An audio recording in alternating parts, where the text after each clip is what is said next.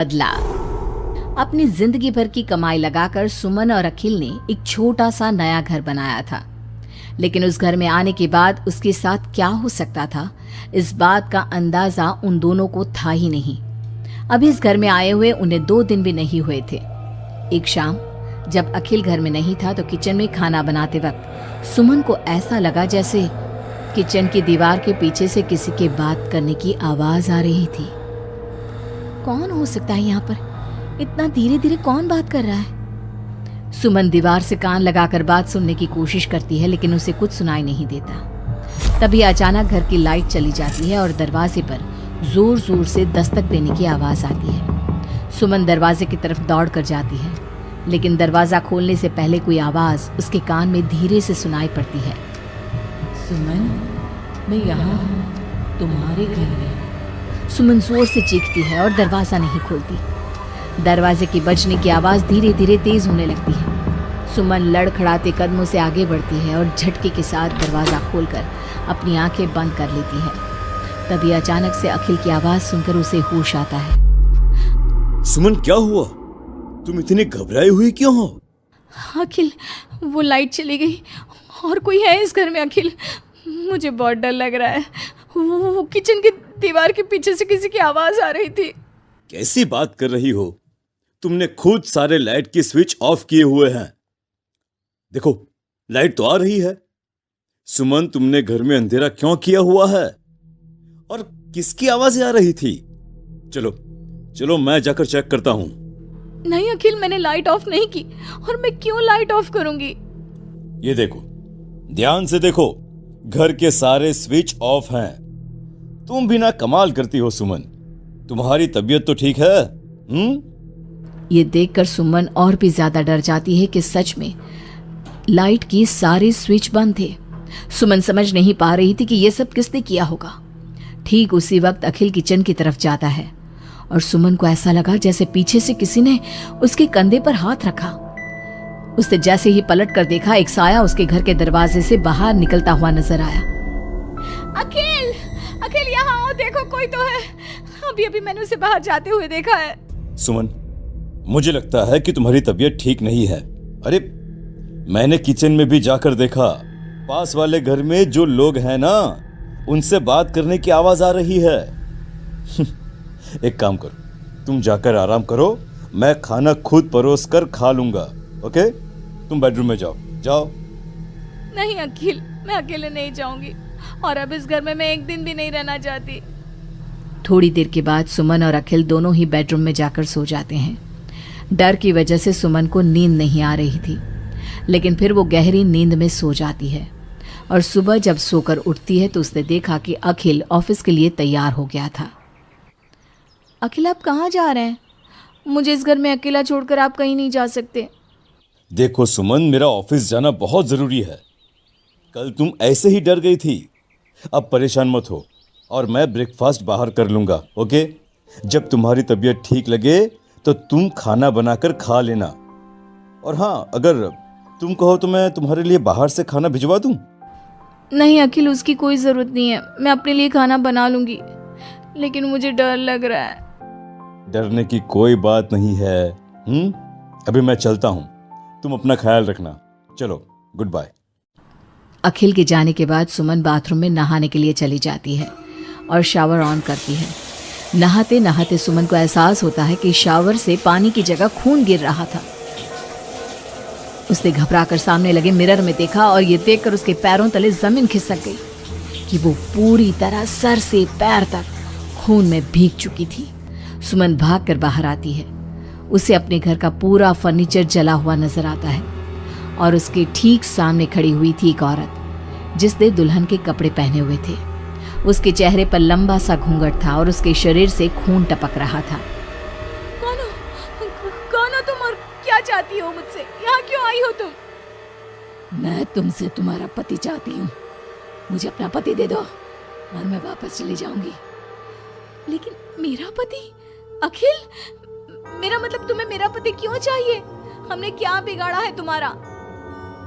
तुमने नहीं, हर सुहागन औरत मेरी दुश्मन है। और जब भी मेरी आंखों के सामने कोई औरत अपने पति के साथ नजर आती है तो मैं उसे जिंदा नहीं छोड़ती। लेकिन तुम ऐसा क्यों करती हो? और प्लीज मैं तुम्हारे आगे हाथ जोड़ती हूँ, तुम मुझे और अखिल को जाने दो। हम दोनों हमेशा के लिए ये घर छोड़कर चले जाएंगे। अब ऐसा नहीं हो सकता। एक बार जो इस जमीन के आसपास से गुजर जाता है उससे फिर हमेशा के लिए मेरे साथ इस जमीन के नीचे मेरी दुनिया में चलना पड़ता है। और तुमने इस जमीन के ऊपर अपना घर बनाकर अपनी दुनिया बसाने की कोशिश कर ली।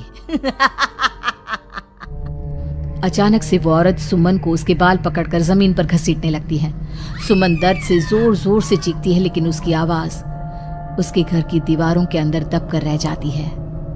अब बाकी दूसरी औरतों की तरह मैं तुम्हें भी इस घर की दीवारों के नीचे दफन कर दूंगी और तुम्हारे पति को हमेशा के लिए अपना पति बना लूंगी। जानती हो, मेरी भी शादी हुई थी, लेकिन शादी के ठीक बाद मांग में सिंदूर भरकर मेरे पति ने गला घोट कर मेरी हत्या कर दी और इस जमीन के नीचे मुझे गाड़ दिया। बस तब से मेरी आत्मा यही भटक रही थी। मुझे भी सुहागन बनना है, मुझे भी पति चाहिए। छोड़ दो मुझे प्लीज, मुझे जाने दो। देखो तुम्हें पति चाहिए, तुम किसी और को अपना पति बना लो। मुझे और अखिल को जाने दो यहाँ से। लेकिन वो औरत सुमन को लेकर वहां से गायब हो जाती है। शाम को जब अखिल ऑफिस से लौट कर आता है, डोरबेल बजाता है, तभी मुस्कुराते हुए सुमन दरवाजा खोलती है। दरअसल सुमन के शरीर के अंदर अब उस औरत की आत्मा थी, लेकिन अखिल का चेहरा देखते ही सुमन के शरीर के अंदर एक हरकत होती है और वो अचानक से नाराज हो जाती है। क्या हुआ सुमन? आज तो ठीक हो ना? तुम्हारी तबीयत भी ठीक लग रही है आज तो। गुड। मुझे नहीं पता था कि तू आने वाला है यहाँ, वरना तो मैं तेरी मौत का सारा इंतजाम करके रखती। क्या हुआ? अब मेरी बात का जवाब नहीं दोगी क्या? नाराज हो मुझसे किसी बात पर? हाँ? ऐसी तो कोई बात नहीं है। जाओ, डाइनिंग टेबल पर तुम्हारा फेवरेट खाना लगा दिया है, जाकर खा लो। हाँ, खुशबू तो बहुत अच्छी आ रही है। वैसे भी सुबह से कुछ खाया नहीं है।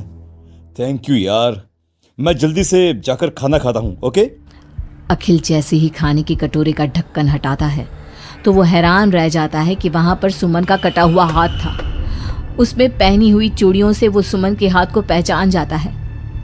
खाने की जगह सुमन के शरीर के छोटे छोटे टुकड़े काटकर उस आत्मा ने अखिल के सामने परोस दिए थे। अखिल घबराकर वहां से भागने लगता है। तभी सुमन के शरीर में मौजूद वो आत्मा अपने असली रूप में आकर अखिल के सामने खड़ी हो जाती है।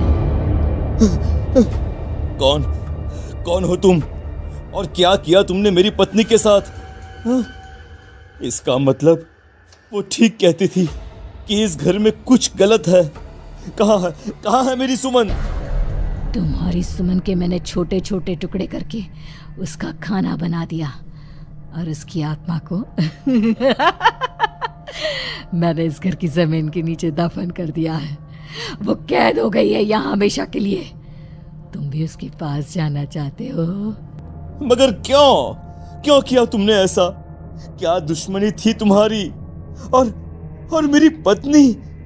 पहले तो मैंने तेरी पत्नी को सिर्फ इसलिए मारा क्योंकि मैं तुझे अपना पति बनाना चाहती थी। मेरी आत्मा जो पूरे एक जन्म से किसी से शादी करने के लिए तड़प रही है, उसकी हसरत पूरी करना चाहती थी मैं। और इसलिए मैंने तेरी पत्नी का रूप लेकर तेरे साथ रहने के बारे में सोचा। लेकिन जानता है, अब मैं तुझे जिंदा नहीं छोड़ूंगी। लेकिन क्यों? देखो तुमने सुमन के साथ जो भी किया, मुझे जाने दो यहाँ से प्लीज। अखिल भागने लगता है, लेकिन घर का दरवाजा अब लॉक हो चुका था। अब तो भाग कर नहीं जा सकता। मेरे हाथ तेरे खून से रंगने के लिए बेचैन हो रहे हैं। मेरा गला सूख रहा है, अब उसकी प्यास तेरे खून से ही बुझेगी। अरे लेकिन क्यों? तुम्हारी आखिर मुझसे दुश्मनी क्या है?